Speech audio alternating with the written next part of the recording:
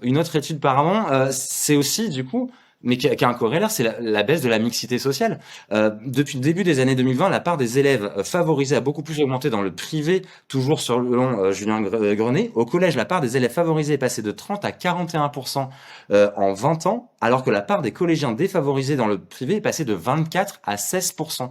Donc on voit bien là aussi toutes les conséquences que ça peut engendrer d'avoir moins de postes de profs dans l'éducation nationale dans le public. C'est une bonne remarque parce que on voit très bien que les raisons pour lesquelles aujourd'hui les parents mettent leurs enfants dans le privé ne sont pas du tout les mêmes qu'à notre époque.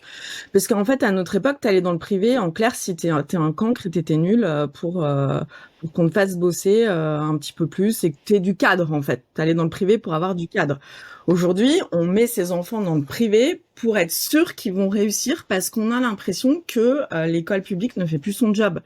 Et donc, c'est vrai que ça montre qu'il y a un énorme impact derrière qui va bien au-delà des surcharges des classes et que l'impact, ça va être sur l'attractivité de l'école publique.